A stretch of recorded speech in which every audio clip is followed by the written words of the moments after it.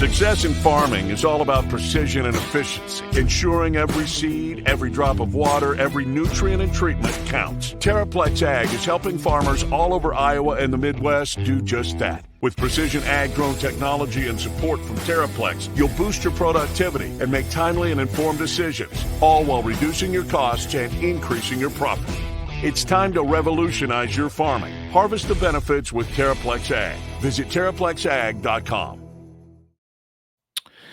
Hello, everyone. It is another episode of Making Memz. As far as I'm concerned, it's on the Mount Rushmore podcast in America, current day, as we speak. I'm glad that it automatically mutes our mics while that Terraplex Ag ad is going, because I always do a huge, loud throat clear right before I start talking and doing the intro. There it is. Yeah, we might as well just start snotting and everything into the mic and get crazy. Make someone drive off the friggin' bridge into a river because they can't take our throat noises. I'm Adam Pedersen, and a man you all know, Jordan Bohannon, is sitting across from me virtually. And I love getting to chat with you, buddy. By the way, coming to you live, Channel Seed Studios. How are you? I'm good. Fun weekend in Texas. It was hot, like 103, 104. It was fun though. It was Feels a good just time. like Iowa right now. Really similar. I shouldn't say similar. Probably dry there. Yeah, it was pretty dry. Yeah, golf course we played at was supposed to be nice, but it was pretty beat to shit because of the weather out there. So, but it was a good time. So you've always been someone who says you like the heat. Like I'm like, I'll take low 80s, and then anything beyond that, I start to think this is too warm. But what's 105 like for you? Is that still good? That's still good. I think once we get to like the 145 range, that's when I start saying, okay, a little too much, guys. By the way, it's 140 degrees real temp in India right now.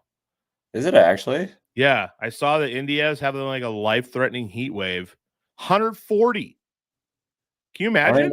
What's the weather? Is India a humid spot, or I know that? No, I think it's just really dry desert heat. 140 though. I mean, whew, no, thank you. We had 100. I think the hottest I got yesterday was 114 heat index here in Alta. I was worked outside all day in it, and I'm not a heat lover. Hate it, but once you get outside and you start moving around and you get used to it, it's not terrible. I got used to it. The part that was bad is I went in for like a little 4 o'clock siesta on the farm and just ate a massive amount of watermelon, and then went back out to the farm, and it was like that hour in the air conditioning, then going back outside. That made those last couple hours on the farm tough. But we survived. How's that watermelon? Oh my gosh. I ate, I think, like 58 pieces.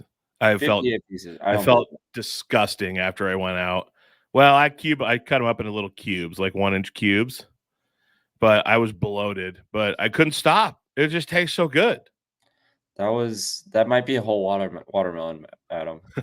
I ate a lot of watermelon.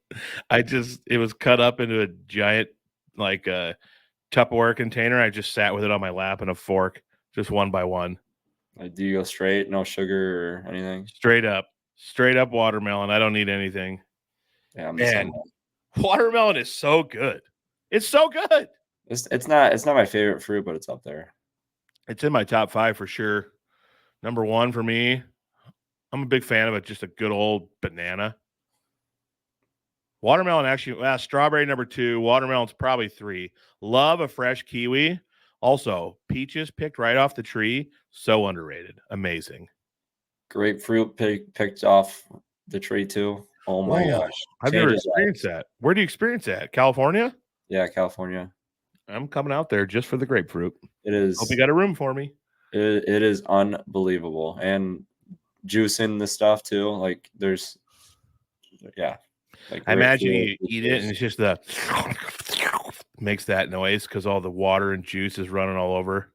You could literally, yeah, like there's so much juice in a grapefruit, especially if you let it sit after you pick it off the tree for, I don't know, probably like 3 or 4 days. There's so much juice in that thing. Man, you can't even drink it. Like that's how much it's on the yeah, it's good. All right, I'm coming out. We're eating grapefruit. We're just gonna set camera on a table and film us eating fresh grapefruit. It's gonna be a YouTube video. There is something about like grapefruit. I think grapefruit's a fruit you can't like. Oh, what is it? There's like if you're on like a medication you can't have. So that's not good. I thought you were gonna say it was like an aphrodisiac. I don't even know what that means. That's too big a word for me. Food that's an aphrodisiac means when you eat it, it puts you in the mood, gets you all horned up. Oh. I'm looking up a grapefruit thing. I don't know what it was. Maybe you cannot eat grapefruit if you're also on Cialis. Really? Do you know what that is? Yeah, that's random. Maybe grapefruit knocks down your bone. Or when you're fighting infections, you can't. That's what it is. It's not good for you then, huh? Which is pretty crazy because like you would think fruit you should drink when you're. Well, there you go. This has been your fruit educational minute for today. I like it. All right, J-Bo. You look like you're still studying and reading about grapefruit. I was. I'm done now. Oh my gosh, my eyes hurt. I got to hear about Texas. I want to hear all about it. I saw some of your Snapchats. They were wonderful. I don't even know the people there, but I had FOMO just because I was enjoying the music so much. It was a good time. I'm not gonna lie. I don't. You were in Austin, right? Yes, I was in Austin. Austin is a bustling city. It was different than I shouldn't say different. It was a little different than I expected. I've been to Dallas. I've been to Houston. Where else have I been? What's other big cities in Texas? I'm missing one. I feel like San Antonio. I've been to San Antonio. Yeah, I've been to all those places. Austin was one I haven't been to. It was a good place. It was surprisingly there was not as really, if anything, no live music really during the day. What? So yeah, dang. Which I guess there used to be a street called Rainy Street where it's still kind of there, but there's the last like 4 to 5 years has been like giant skyscrapers come up and kind of taken over that area. Yeah, there's really not. Rainy Street used to be like that live music atmosphere like Nashville has with Broadway Street. So I was a little disappointed in that aspect. That there wasn't any live music because we were walking around 6th Street and East 6th Street, West 6th Street and 5th Street. Mm-hmm. Those were like where all the bars and restaurants are. And there really wasn't any live music during the day on Saturday. And there wasn't like anyone walking around. It was like really weird. Dude, that's just like sad. Yeah. But it was fine. Like once like 4 or 5 o'clock hit, there's a lot of people and yeah, it was a good time. Your Snapchats took me back to a Thursday night in college. We had this bar in Cedar Falls called Joker's. 2 levels. So there'd be a bunch of people upstairs just dancing and bumping, and then on the floor would be packed on the bottom. And I haven't really seen like a atmosphere like that since college much, but you were like up at the balcony and zooming in on your buddies who were just listening to like the techno version of Dancing Queen. All right, okay. Such a good song. Okay. Am I going into too much detail? A little bit. I mean, it was so much fun. Oh gosh, it looked like the nightlife looked like a good time there. I haven't been downtown in a bar in a long time, so yeah, it was a fun time. Man, I don't know if I would enjoy it honestly. I'm like a crazy night for me now is like I'll have 1 extra craft beer and it will be my 3rd one of the night.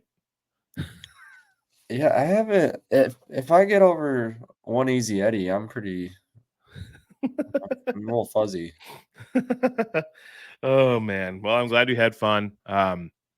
Any more details you want to share? Are we good? Good to move on. When's the wedding, by the way? It's September 14th for my buddy. Yeah. All right. Any funny golf stories from the trip or anything? Not really. I was hitting the crap out of the ball though. Like that boy. It was I couldn't chip worth a crap. I would we played like a shamble. So we took the best. There's 7 of us. So we try to make the teams somewhat fair, where there's a group of 3, which I was in, and then a group of 4 in front of us. And everyone would hit a drive, and you take the best drive, and you play your own ball from there. So it was a good time, but I wish we would add an 8th. It would have made things a little easier to decide what we wanted to do for golf, because it was really hard to come up with something to make the teams fair. Our team ended up winning though. So of course, well, you were on it. I've never been on a losing team when you've been on it, so you got a good track record. I don't like losing. I don't blame you. Losing sucks. It does. I don't care. I mean, I organized a pickleball tournament at our church over the weekend as a fundraiser. And like I told everyone when we got started, like, I know the competitive juices are going to get flowing, but you got to remember it's a church event. We're here to have fun. Ultimately, obviously, I know you guys want to win, like be competitive and win, but let's not get mad at each other. Let's not, get all quarrely. We're here to raise money for our youth trip. And then I went out and played a game, and I was like, oof, I'm speaking to myself here. The competitive juices never leave you, ever. Yeah. That's what makes it fun though. Like when I play sports now, I realize nothing will ever compete of the feeling I had when I would walk and run out on the court in front of 15,000+ people and compete on national television. Like this, how do you can't even emulate that ever again. So nope.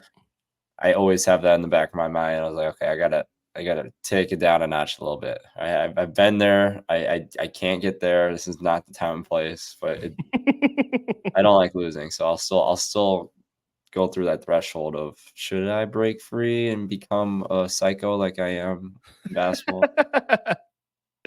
I have a lot of friends who will be playing cards or games. They'll be like, "Gosh, man, what's wrong with you? It's just a game." I'm like, "Yeah, a game I want to win." But that's how it goes. Some of us just aren't right in the head. Well, people that haven't played sports or they don't know the competitive juices, they don't really understand. It's hard to explain to people too. Like it is what it is. If you've never played sports, you don't know how to explain it. Yeah, I was listening to a podcast. They had LeVar Woods on yesterday, and one of them mentioned how one of them was a psychopath on game day. And the guy goes, "Man," he goes, "it's just really effing fun to win. I hate effing losing. So you got to go into psycho mode so you try to win." Well, losing sucks. Yeah, I agree. God darn it, you said something, then I forgot what I was going to say because I'm old. Oh, yeah. Have you ever played pickleball? Oh, have I ever? It's a good time. Pickleball? I love pickleball. Great sport. Carly got me heavily into it this summer. Yes. Love it. Great sport for all ages. It's so much fun. Now that I know you play, we have to play together sometime. I shouldn't say this summer. I don't know why I said this summer. It was last summer. Yeah. Last summer in California. Let's just say we went up to the country club, and this is really bad. I don't took some old ladies to the woodshed. Let's just say me and Carly were kicking some old people's ass on the pickleball floor. Oh man, I want to play with you. I love pickleball. It's a good time. It's just a wonderful sport. Good cardio burn, but you can still get the competitive juices flowing. And it is a sport where a 50-year-old can play against an 18-year-old, and there's not, honestly, if they're both athletic and healthy, it's not like the age gap isn't such a major factor. Still a little bit, but you're not running all over like tennis as much. Yeah. I have such a tennis mind, so it took me a while to understand I can't play like you do in tennis, and which makes me mad because I want to play tennis. I've always loved tennis. Dude, tennis is so fun. But people never want to play tennis. We need to make a YouTube video where we just play all these random sports. We need to have like a Making Memz Olympics. Ooh, that would be a good one. And do all these sports and then see who has the highest score at the end. We'd like throw like 5-6 more people in it. That would pros versus Joes. Sorry, I interrupted you again. I'm a horrible friend. I know I'm a horrible friend. Pros versus Joes. You and a bunch of former teammates, and then throwing thick boy Adam in the mix. All right. Out of the whole if we did the Iowa Everywhere Network, I would hope my group would win. I would hope so. Yeah, you and me would clean up. Yeah, I mean, if there are any other podcasts out there that would beat us, we need to do the Iowa Everywhere Olympics. I am, yeah. People might look at me and not see an athlete. I'm good at everything. I'll just say it. I'm good at everything, buddy, except rope climbing. Can't do that. Nope, can't do rope climbing. What if we had like a 40-yard dash? You think you could win that too? No. I get second behind you, maybe. I'm just thinking of the Iowa Everywhere squad. Oh, yeah. I think I'd get second. I think I could run a 6 flat 40 right now. 6 flat. I probably would. I'm not the biggest sprint one step guy, so I could see you running like a 4.9. Yeah, I think I did it. We used to do it in we did 40 flies, so we would get like a 5-yard start. This is how a lot of times we would train for basketball, for weightlifting, like, because we're always like continuously running a basketball a lot of times. Yep. No, we would always do 40 flies. I think it was like a 40 fly. I think it was like a 4.72 or something. Hey, that ain't bad. But that's starting. Now 4.7. I think I was like 4.76 or something. But I was like, you start sprinting, so it's not the same as starting in the stationary spot. Yeah, I was. That helps a little bit. I in high school, I always wanted to break 5, and I think my fastest one ever was like a 5.15. It just wasn't meant to be. I'm just too big, but fast for a big guy. I get on the treadmill now, and I'll walk, and then I'll jog, and then I'll do a sprint for like 30 seconds, and then do it all over again. Then I'll go to the track sometimes after I lift and do my cardio at the track and do sprints and then walk. I tell you what, when 330 pounds of Iowa beefsteak and muscle get some momentum going, you can start flying. It takes a long time to slow down. That's a scary scene. I break someone in half. Yeah. Hey, my TikTok algorithm lately has been fire. Absolute fire. I got a video I want to show you, but I got 2 that I want to mention first. My TikTok algorithm about 6 days ago brought me to a man who's living in a forest lookout tower. He's like the guy who lives in the lookout tower and watches for forest fires so he can let the fire department and fire jumpers, those guys, know. Oh, it's fascinating to follow him. Like this little, I don't know what it is, 20 by 20 foot room. Maybe he'll like do a pano around the room. He's got his bed in one corner, his computer. It shows like how he has water. Then he climbs down. It's like 100 and some steps. He can get down to like this flat gravelly area where he's got basically just a hole in the ground bathroom to use. But the views, he's been posting like sunrise, sunset views and like other tutorial and informative stuff. It's phenomenal. I love it. Without TikTok, we never get to know these people's lives and see this thing and follow along. It's glorious. Well, it would be still there if it wasn't for TikTok, I feel like. True, but now it just finds you. You don't have to search it out, and then all of a sudden you're like, which is scary, dude. I know. It is. The government is controlling our minds. I'm getting to the point where I think I might be deleting my TikTok. Aw, sad. I tag you in a lot of videos. I don't really get on at all, like ever. Yeah, that's okay. But I think, yeah, my brother's in the Air Force in the intelligence unit, and I don't know how much. I don't know if he's messing with me or not, but he's pretty serious all the time. And he's been like trying to get me to delete the app. He's like, dude, you need to delete it. I'm telling you, you need to delete it. And that's all he'll say. I'm like, well, why? What's going on? What do you know that I don't know? I know. He won't say anything, obviously. He's just, you need to delete it. I'm like, okay.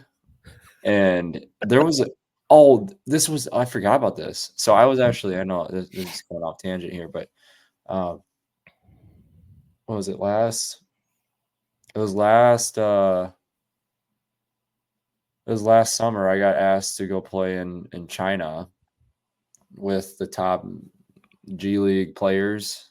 There's like 12 players that got invited to the G League. They like showcase the G League players over in China, and they bring 12 guys. And I was asked to be one of them, and they really wanted me to go. And I would have loved it. I wanted to experience that, just to, go around China and go to a country I've never been to. And yeah, would have been amazing. Yeah. And I was talking to my family about it, and they were like up in the air just because of everything that was going on with Russia and Ukraine at the time, because I was just starting out when I got asked. And I don't even know how this came about, but my brother Zach came up to me I called him. This is what it was. I called him, and I don't know if he was messing with me or not, but I asked him this question, and he's like, "Do you have TikTok on your phone?" I was like, "Yeah." He's like, "Have you used it in a while?" I was like, "Not really, but it's on there." He's like, "Delete it and then call me back." I'm like, "What?" I'm like, "What?" So I didn't delete it. I never called him back. We talked in person. He's like, "You need to delete it. You need to delete it." Okay. I'm like, "Okay." Man. I don't know. He won't tell me anything. He just told me that. You're going to hear a knock on your door, like while we're recording. Could be a knock on your door, and all of a sudden you're going to go answer the door, and I'm never going to see you again. Well, that's why I was like, "Zach, are you like," because I don't know his title. Like, I know he's higher. He's a higher rank wherever he's at.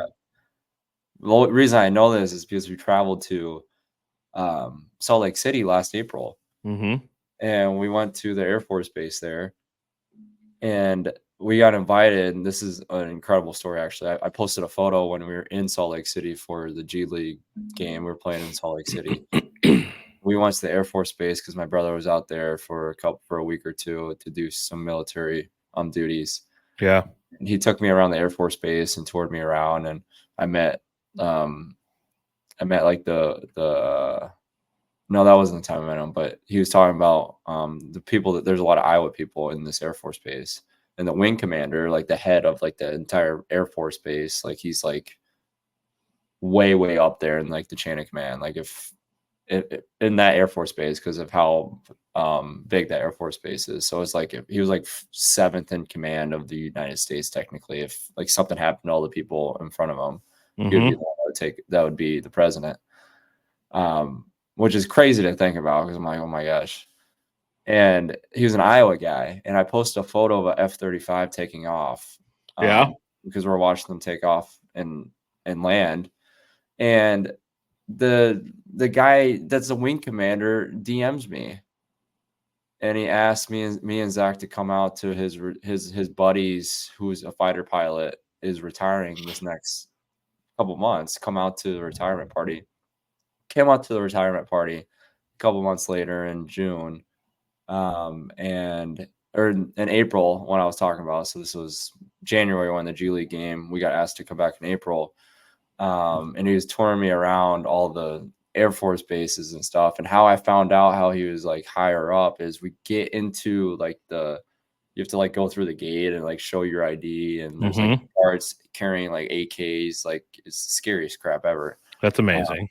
Yeah. And we go up into the base, and he hands him an ID, and he gives it back, and he starts saluting my brother in the car. I'm like, did he just salute you? Because I know, like, I'm not like in the military sphere, but I know, like, if someone salutes you, you're a higher rank. Like, that's how it works. I was like, did that guy just salute you, Zach? He's like, yeah. I'm like, what's your rank? And I don't remember what he told me, but it was just funny. We're walking around. I'm like, dude, you're this guy. And he's like, yeah, and you should start saluting me too. I would never salute him. Little bro. I would never salute him. But long story short, I have no idea what the hell my brother does.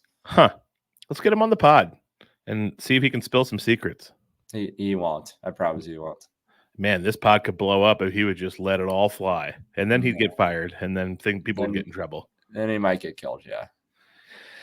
Yeah. That's cool though. I guess I knew he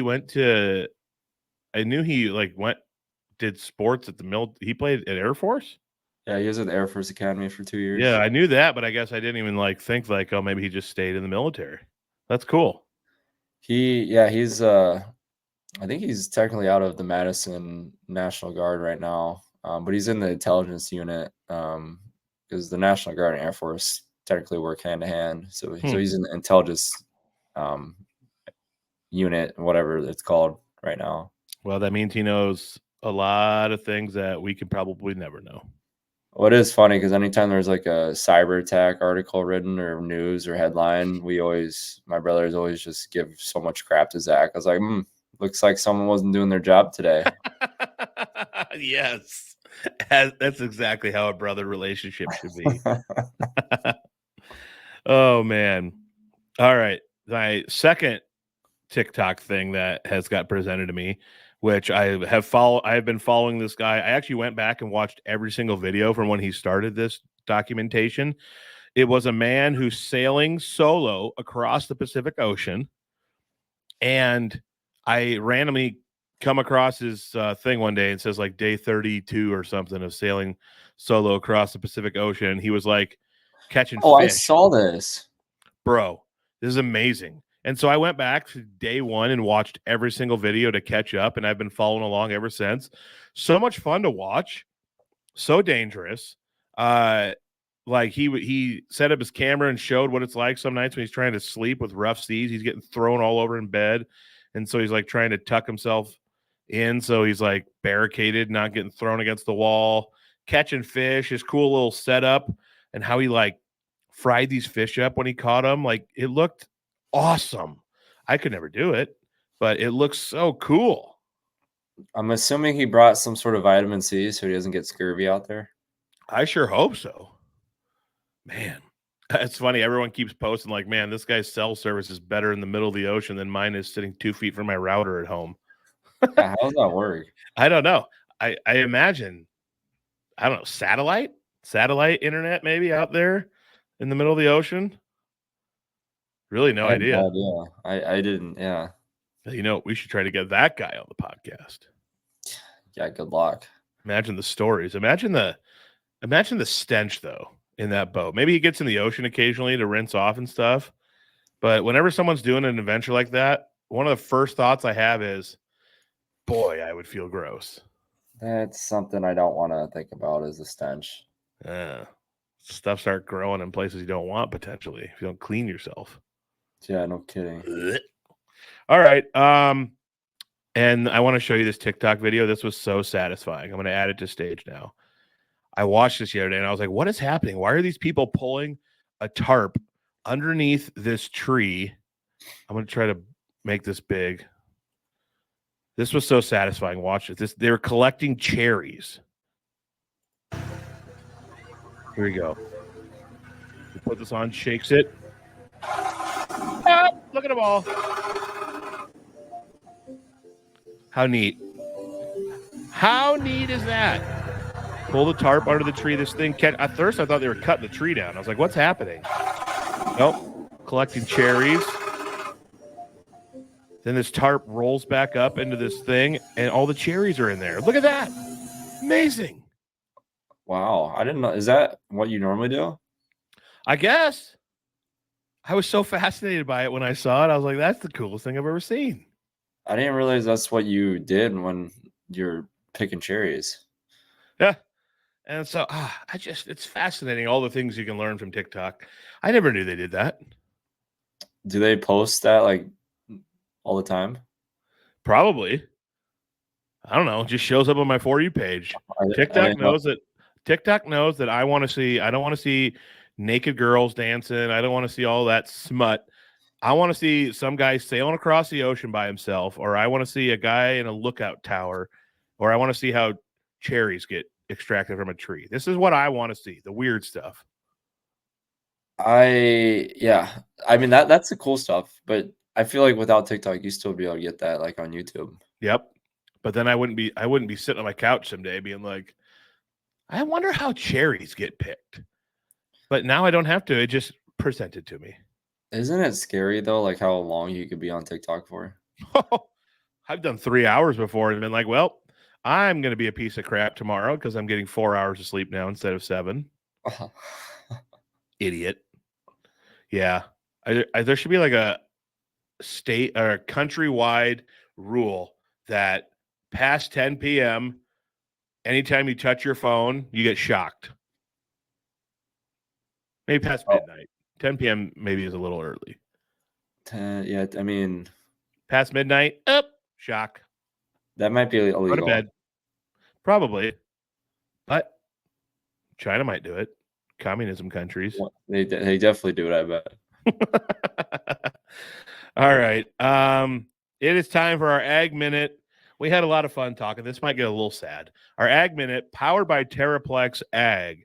Terraplex Ag, wonderful company with drones, and they can help you out in your farm with, we're coming up here not too long from now. Some fungicide's going to need to get sprayed, and it's been a horribly wet spring and early summer, so there could be a potential for a lot of mold out there and stuff. So you want to get some fungicide going. They can help you. They can help you put on some fall cover crop that'll grow through the winter and come up in the spring. Terraplex Ag can help you out with anything you need with their drones. And I want my Ag Minute today. Let's talk about this horrible devastation that's going on here with flooding and stuff. Honestly, like Elta and Storm Lake, we are so lucky where we are. We're far enough away from the rivers that we're like two of the very few communities around here not being affected by all this rain and flooding. But Jabo, it is a disaster. And our hearts go out to these people. It's terrible. I can't imagine having my life upended like this. It's really sad too in Spencer area. I know there's a lot of other areas out there, Sioux Rapids and a lot of smaller cities, but the smaller towns. Spencer, it's crazy. I can't believe that downtown area, how much water, and that's such. And I always love driving through that area, like going into Okoboji. Like whenever I got to Spencer, it's really fun to go through and drive through the downtown area and go over the river. But it's just, I don't know, it's devastating. My heart goes out to everyone affected. I know there's, my girlfriend's dealing with stuff up northwest, and there's so many people I know that are having so many issues with their houses. They're still way more fortunate than what's occurred in Spencer and Sioux Rapids, and Sioux City. What's happened in Sioux City, Dakota Dunes. It's sad. It really is.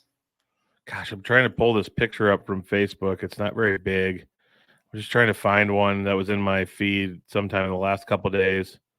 Anyway, I'm not going to take a ton of time to look, but yeah, like the videos and the footage you've seen. I saw a video of a couple emergency guys out in a boat. They're just driving around Spencer in their boat. I mean, buildings where it's, like the Dairy Queen, it's up over the windows almost to the roof. The Dairy Queen, the Spencer Mall, the video of the Spencer Mall was, holy cow, that was crazy. The picture of that where the entire mall has like 9 feet of water up the sides of it. Just, I mean, that's a whole economy like ruined. There's literally no businesses that will be open for months because the whole town is underwater. And then you think of now Cherokee's had a bunch of terrible stuff. I have a bunch of friends in Cherokee. Speaking of that pickleball tournament, we had like 6 or 7 teams that weren't even able to come because people in Cherokee, Iowa, haven't even been able to leave town for 3 days. There's literally no way out of town. There's no roads out. Same with Spencer. Sioux Rapids now is, I know people there. They're underwater. Peterson, Iowa's getting that way, and now further south, down by like Ottawa in that direction, Smithland. I mean, like the town of Rock Valley got completely evacuated. I mean, it's just this. They're saying this is the worst in state's history by like over a foot compared to the worst flood we've ever had. I mean, there's people, thousands upon thousands of people that are going to have to figure out how to get their lives back together, rebuild homes. It's going to take forever because you only have so many people that can rebuild thousands of homes that all need to be done at the same time. And so, man, this is just brutal. And then you got tornadoes have been happening all over Iowa and now flooding. 2024 has been a heck of a year here, but you know what? We're tough. We're resilient. We'll bounce back. I was blown away because I was up in Okoboji, what was it, 2.5 weeks ago, and that's when the water started rising. And I was blown away. Like, it was almost up to the dock level. And then what happened over the last week when Carly sent me some photos of their dock and their friends' docks and the water that's going in backyards and stuff. I was like, I didn't even know water like that could get it. It looks unreal. Like, it doesn't look real when you see photos of that. Then you look at, Rock Valley. Doesn't even a place like that. I had never had a flood before, which is incredible. Man. Yeah, I know. Now you got I'm going to be interested to see how it affects like the summer and the markets and farming and everything moving forward. I mean, there's thousands of acres that won't get planted, ruined. There's going to be tons of crops that they were planning on and expecting that probably won't be delivered now because of it. So, I mean, it's going to go down the line and affect that. Might affect food prices. I don't know. It's a disaster. But the craziest video I saw, honestly, of everything I saw, which is, well, they've all been crazy. I have a buddy who was out in his boat in Okoboji, and he was picking up debris and like towing in random jet skis that had been floating away and stuff. And he took a video, and some of these backyards in Okoboji looked like a mudslide had happened. Like half the yard just gone, washed off into the water, and like 10 feet out these people's back door, it's like a cliff straight down into the lake. Their yard is just gone. Yeah. I've never seen anything like it. It's sad. It's really sad. I saw those photos too. And then their boats on top of their hoists are like ruined, and I don't even know. I mean, it's scary now thinking about people living up there with, imagine if it was 10 feet farther in their house and they're in the house. Like, it's sad. Crazy. Have you seen the footage of the dam that went to complete failure and burst in Mankato, Minnesota? And that's another land. Like there's a house and it's like falling into the dam, basically. Dude, this is people. Oh man, I got frustrated the other day. A guy from Illinois lost his life in Spencer. I don't know if you heard this. He was trying to drive through the floodwaters on a road, got swept away, and drowned in the river. Water is maybe the most powerful thing on earth. Running water. Running water cuts through everything: concrete, rock, stone. It does not matter. Running water is so powerful. And they're saying a lot of these people think that they can maybe get through on the road. The road underneath there potentially isn't even there because the running water has taken the road away. And so you have to respect when they say don't travel. Don't think you're one of the few who can make it. You have to respect it, because that video of the dam in Mankato, where you can't even put it into words. You just have to, if people are listening and haven't seen this, Google Mankato Dam breaking. It's the most crazy, powerful thing you could see. It just has created the road is gone. I don't know how they'll ever fill back in what happened and make a road again there. Probably, maybe just never will. I mean, it's just completely insane how much it washed away. 20, 30 feet deep, just running water, man. It's not to be messed with.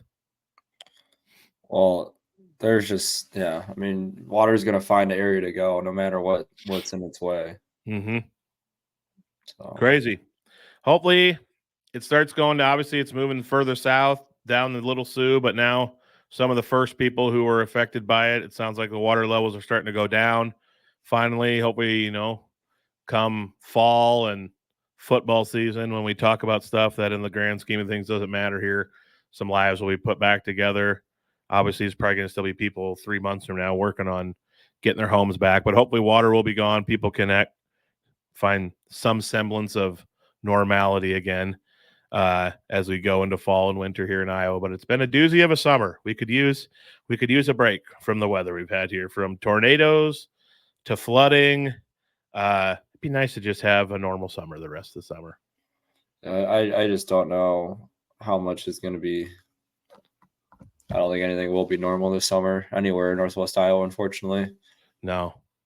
Well, when you go there today, make sure I know I have some friends who made it back from Boji a couple of days ago. They found a path. It took a little while, but they found a path. I know. So, that's what I'm worried about. I need to figure that out. And find a path to get there, because I've heard it's very, very hard to get up there and around everything that's going on. So try to stay safe and find a way.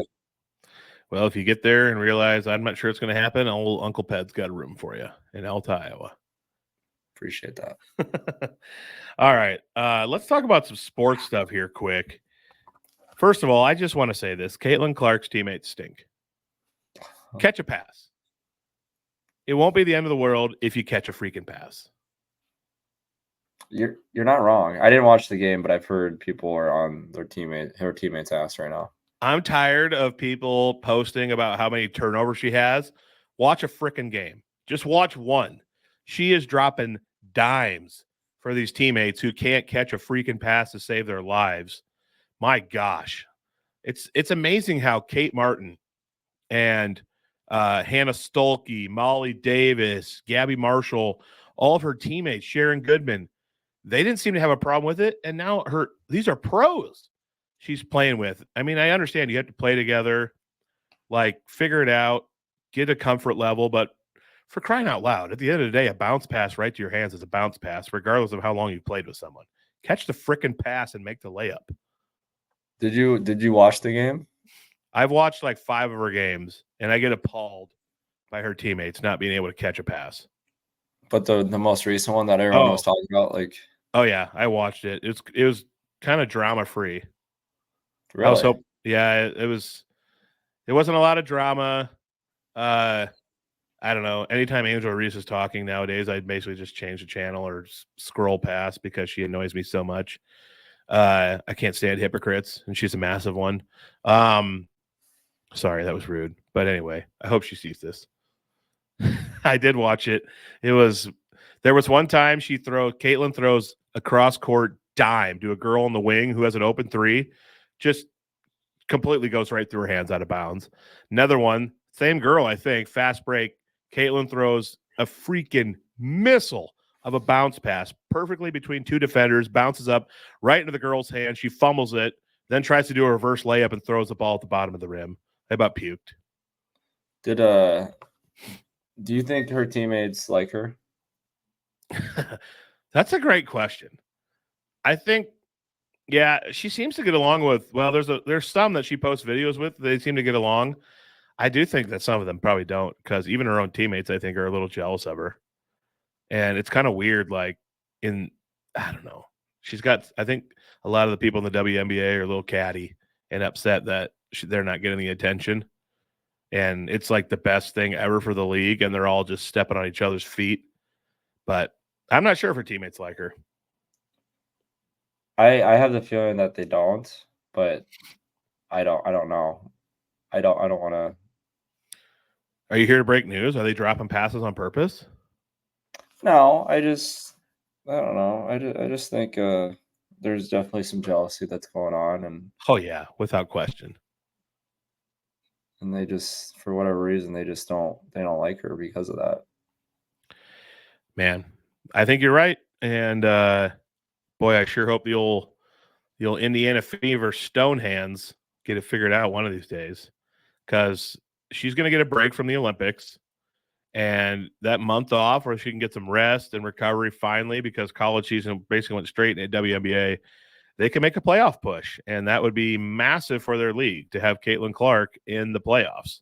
Bigger than the Olympics, probably, honestly, in the grand scheme of things. It's better for the league if she's in the playoffs over the Olympics, and so we'll see what happens, but I cannot stand watching these girls try to catch these beautiful passes from her. Will they be able to make the playoffs? Like, is it possible based off? Yeah, it's possible. Yeah, they can make it. They'll be fighting. I mean, there's only 12 teams in the league and 8 make it. They'll probably be battling it out for like the 8 seed. But they had won 5 in a row, I think, before they lost that game. So it's fun to watch. I mean, her and Angel, because there's so few teams, this rivalry has a chance to continue to grow and grow and grow. I saw someone say this is WNBA's Bird and Magic, and I was like, that's the stupidest take I've ever heard. Bird and Magic did not like each other on the court, but they respected the heck out of each other. And Magic was the smiling, fun, bringing everyone together. And it's kind of funny, like when you look at like White and Black, Bird was kind of like how Angel Reese is, and Magic was like how Caitlin Clark is. But they like became super good friends, respected the heck out of each other. It's clear that Angel and Caitlin, at least from Angel's side, don't like each other. Don't think they ever will. Think the jealousy is too much to ever be friends there. But I think calling them Bird and Magic is honestly pretty inaccurate. That was a wild comparison because Magic Johnson's the one you said that, right? Yeah. Yeah.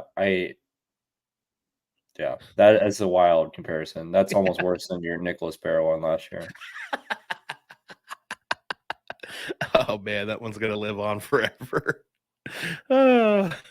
Ladgy, come out and average 18 a game this year. Don't disappoint me.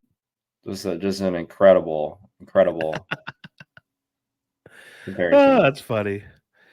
Oh man. All right. So I had to get that off my chest. Let's talk NCAA tournament expansion. The NCAA came out and said that they are exploring options to go from 68 to either 72 or 76, which would mean the 10 through 12s, I think, would be all the play-ins. And then you'd have your 64-team tournament after that. And I do not like it. I'd like to hear your thoughts on it. I don't like it.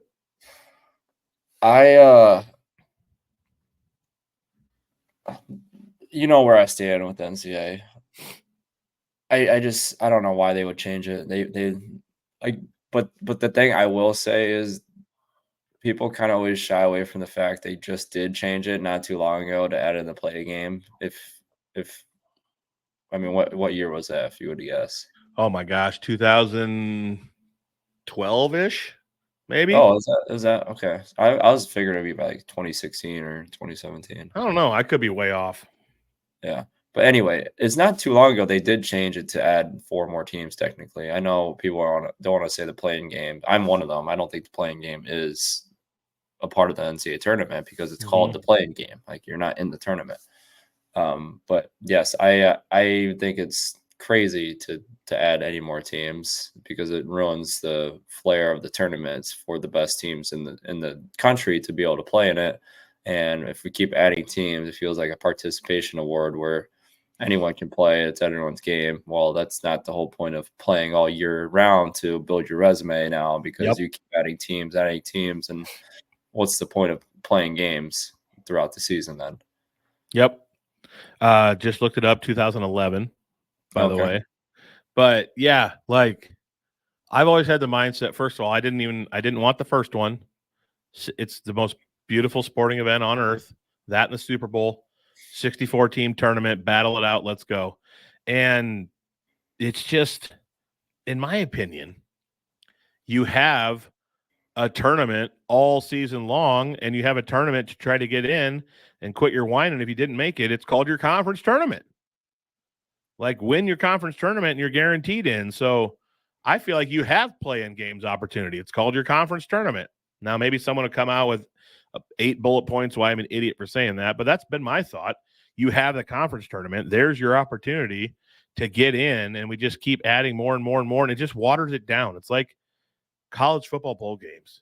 For crying out loud, there's 20 too many. Maybe more than 20 too many. Well, that's a great point because everyone does have the ability to get in the tournament. Not only do they have the ability to play well during the season to get in, and they have the ability to win their conference tournament. No matter who you are, everyone has the same ability to do that. Yep. I have a close group of friends. It's our text thread. It's called Sports Boys. It's pretty much all we talk about is sports. And we're all kind of on the same page that we don't, I guess if you want to say, win your conference tournament, automatic qualifier, that's great. But we get annoyed when, say you and I goes and wins the Missouri Valley Conference regular season championship, but they don't win their conference tournament and they don't think their resume is good enough to get in as an at-large. I think that's a bunch of crap because we all think that you proved over the course of a 20-game conference season or whatever it is that you're the best team in the conference. If you win regular season, you should get an auto bid. And then if you don't win the conference tournament and you want to do an auto bid for another team too, so be it. But we all think that you should get the auto bid if you win the regular season because you proved the body of work over the course of the whole season that you're the best team in the conference. I don't know. Maybe people think that's dumb. That's kind of where we lie with it. Yeah, the only thing I'll say about that is then it kind of ruins the point of the conference tournament to have any really meaning, to be honest. There's really no point to do a conference tournament at that point, because that's really the reason to have it, is the ability to get in the NCAA tournament. Because if there's no conference tournament, well, what are we playing for now? We're playing for a title that has no meaning, basically. So yeah. And the problem, there's one problem with that is if you say regular season and conference tourney winner both get auto bids, then you're potentially taking away a bunch of at-large bids in case 12 of those mid-majors have a different regular season and conference tourney champ. So I don't know. I just don't want it to keep getting watered down. Win your conference tournament, get in. That should be your play-in game opportunity. And if you don't make it in and then you want to whine about it, well, you had a chance to win the conference tournament and you didn't. Yeah, I've always liked the conference tournament feel. It's so exciting. Yeah, I mean that creates so much madness before the actual March Madness starts. Yep, and peak gambling season is then, and just getting fisted left and right. Wow, tell me more. Oh man, well, I'll never forget that night last winter when I was sending you shirtless Snapchats during DePaul Seton Hall, and I won a lot of money. Forgot that game. It would be fun to go to some games this and try to document it and make some content at some basketball games this winter. It'd be a lot of fun. I'd go to a couple small major schools. Should get you, me, and Marty. Let's go to Kansas. Let's go to the Fog. Sit behind the bench and cheer for Hunter. I keep forgetting Hunter's coming back again. Kansas is, oh man, I can't wait to talk about them in my college basketball preview. Kansas is stupendously stacked. It's not even fair. Yeah, we'll see. Let's see what the big fella can do this year. Yeah, but got to stay healthy. That's true. Oh man, I have a changing of the guard topic I want to get to, but there's just not enough time. So we're going to go down to this. Caleb Brown over the weekend. Did you hear about this? I did not. You texted me about it. You want to talk about Caleb Brown. I didn't even look it up. Yeah. I wanted to wait. Wide receiver number 1 for the Hawkeyes. Oh, wait. I saw it. I lied. OWI over the weekend. Driving with us. I think it was a fake license. I don't think it was suspended. I think it was like not even a real ID. And it reminds me of a week ago when you and I were talking. You were saying how it's kind of weird when you'd go to class or you'd walk around campus or around city. It just kind of was a weird feeling. You always felt like people were watching you a little bit. Because when you're, especially in the Midwest, when you're the D1 athletes at a big university, you're like basically the pro athletes in the state. You're the ones everyone watch and cheer for. Everyone notices you, even if you're a small white guy like yourself. Really small. And so I was like, this is just such a severe lack of self-awareness. Like, bro, this is not like a racial thing, but you're in Iowa City and you are a very muscular black man in Iowa City. People are probably going to assume that you're one of the athletes there, and you just got to be smarter. You got to know your surrounding. What are we doing? I have no what's the word? I have no ill will, or no, that's a bad word. I have no sympathy towards people that drive and get pulled over for DUIs. I don't have any time for that. And this would be the part about coaching that would stink and be tough. Is your like KF, Fran, they're probably going to bed on a weekend night just saying, I hope I don't wake up to some stupid phone call or some dumb news about one of my players. And I mean, basketball, even more so than football, it could really throw off a season. But I mean, it's probably going to be a 1-game suspension, maybe 2. It's maybe a little more severe than we thought with the license thing, but this is your number 1 wide receiver in a school that's not deep on wide receivers. So that's not fair to your coach who takes a shot on you, brings you in. He's probably getting NIL money. Now KF's waking up saying, I just worked 20 hours yesterday, busted my balls, and his wide receiver coach trying to make you better and give you this amazing opportunity. And then you go and do this. Like, it's disrespectful to your coach too. You know, it's funny because that's exactly what Fran says when he brings everyone on campus to say, I do not want to wake up to a call in the middle of the night with you being in trouble. He's like, that's the last thing you want me to have. Yeah. And I mean, he makes it pretty known. And I'm sure Kirk Ferentz works the same exact way based off how similar they are as their coaching philosophy. So I have now granted, I think the world should be, you know, I don't want to word this in a bad way, but I'm very understanding for the most part of people wanting to learn and grow as a human when they're young and make mistakes. Granted, this is a mistake that is, you know, it's arguably one of the worst ones you can make because you could kill someone doing this. Yeah. But granted, I do think people have time to learn and grow and become better people. Mm-hmm. I do think he will understand that based off, you know, the opportunity that's been given to him. I mean, the sad thing is there's not a lot of businesses that are probably going to want to work with him now because of what he just did. Yeah, that's because that's bad PR for them. They're going to have to deal with people getting after them. And man, I cannot imagine facing your team at the next meeting or practice and your coaches, 85, whatever it is, and probably another 35 coaches on the squad having to face them and do that walk of shame and apologize. And I would just feel like I'd feel so crummy. I remember freshman year college, I went to Iowa City. One of my roommates is from Iowa City, and one of his best friends from high school was Alex Canellis.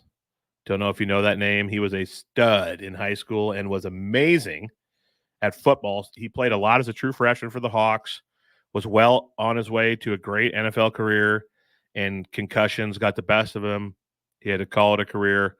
But I went to Iowa City, hung out with my buddy, and we met up with Alex Canellis, and I will never forget. I left a bar one night, and I was like dancing and yelling and doing something stupid, and my buddy grabs me and says, he like smacks me and says, like, don't be an idiot. There's cops everywhere down here watching, and especially when we're with one of the football players. So like, basically, don't be an idiot. And I was like, oh, I didn't even think about that, but I never had to worry about that with people watching me like a hawk more than like an athlete would. There's a lot of eyeballs on you, and yeah, a lot of people don't understand that. A lot of people that play don't understand that too, which is the sad part. Like, you have a lot of people watching you. Not saying you have to be a role model. I've talked about this before. I don't think athletes have to be a role model.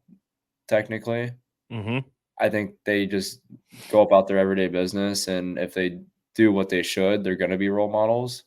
But I think that they should know there should be a person in their head every time they're going somewhere that thinking there is someone out here where I'm close to that is watching me right now. That's what every athlete should have that's at a high level school, or any athlete in general. And one bad mistake can ruin, it's crazy. One bad second of someone's life can ruin 20 plus years of work that they've created to get there. Yep. And they need to have that understanding of that. Yeah, and you think about when Adam Pedersen goes off to college, it's 2005. I got a flip phone that barely even works half the time. When we went out as friends and took pictures, you want to know what we did? We had to bring our digital cameras, take pictures, go home. You had to plug it into your computer if you want to upload photos. Now everyone's got this baby right here. Videos, it's going on social media instantly if you're being a dum-dum. And I mean, it's just like amplified now, the like pressure and eyeballs that are on you. So I hope it's a good learning moment. KF is a great man of character, and the coaching staff is as well. They're going to be hard on him and teach him a lesson, and hopefully it's a lesson he learns. And that if he puts in the work and is truly like remorseful, that the coaches are also going to love on him and give him another chance. So a little tough love followed by, all right, we forgive you. Now go out, learn from this, and prove what you can do for this team. Right. I agree. Yep. One last football thought. QB1 is cleared and good to go. Cade McNamara is cleared, 100%, full go. Going into summer workouts and summer camp, and then not too far around the corner of football season. Fingers crossed he can stay healthy. We shall see what happens, but it is obviously we're going to be on pins and needles, hoping nothing happens, but it is a bit better feeling knowing that Brendan Sullivan is behind him, who will be a far better quarterback than Deacon Hill. Who knows? Maybe Brendan Sullivan could be even better than Cade down the road in the season. So at least we have a competent backup if Cade does get hurt. Where did Deacon Hill go? Oh my gosh, like Utah Tech. Oh, I don't even think I saw where he went. I think it's Utah Tech. I think they play Buena Vista University week 2. Oh, actually? No, but it's that level. I'm pretty sure. Good for him. I hope. Imagine all those. I'm a jerk. I'm a big time jerk, and I kind of make fun of some of the small schools sometimes. I'm like, just hang it up. Like you guys didn't even make all conference, but you're gonna brag about how you played college football. Well, you went to some. I'm gonna stop you right there because anytime you're playing college is a big deal. It is a big deal. I'll be less of a jerk then.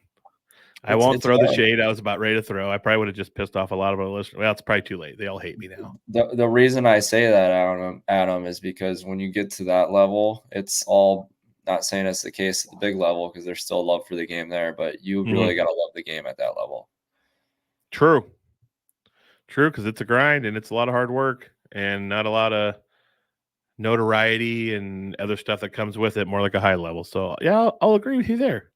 And there is a lot of players that have played at a really small level and gotten to play professional too. True. Oh, man, that reminds me. Shout out Fred Jackson, the pride of Co. His wife is from Elta. His mother-in-law used to cut my hair for many years. I've met Fred a few times, hung out with him. Got to get him on this podcast. He was a legend. Yeah, legend and a great dude. Just a great dude. Lives in Des Moines, Iowa now. Super just involved. Great dad. Coaching up team. His son is actually taking a visit to the Hawks and some other D1 schools. Plays for Ankeny, running back. So, yeah, Fred's a good dude. Played poker with him one night, actually. Really? When he played for the Sioux City Bandits Arena League about a year and a half before he made it to the NFL. Yeah, what a story he had. That is love of the game right there. He had so many opportunities to give up, and he stayed with it and carved himself out, I believe, an 8-year NFL career. He made a lot of money doing it. Oh, yeah. There's a love of the game right there. All right. That was fun. Can't wait to bring up what's next on my TikTok algorithm next time we get together. Not looking forward to it. Should we try to make a prediction of what it might be? Maybe it'll be like a lady who's showing how to make butter. Ooh. I don't know why that came to my head, but that's what came to my head. He's churning that butter. Yeah. Hey, butter is a great moisturizer. Makes your skin look smooth, according to Kramer from Seinfeld. I don't believe that. I don't believe that for a second. All I think of is grease and zits. Yeah, that's all I think about. All right, buddy. Well, we made Memz. People, be praying for those affected by floods all over Northwest Iowa. It's a bad deal right now. And then support our sponsors, Channel Seed, Terraplex Ag, and of course, the Iowa Event Center. Concerts and comedians left and right, nonstop entertainment at the Iowa Event Center. Check them out. And I don't know. I got nothing else. We'll see you next time, I guess, J-Bo. You got anything you want to go out with? Prayers to everyone affected. I'm able to help out any way I can when I'm in Northwest Iowa. Let me know. Yeah, you're going to get to see it firsthand real soon. Yeah. So, all right. Well, until next time, keep making Memz, and we'll see you then.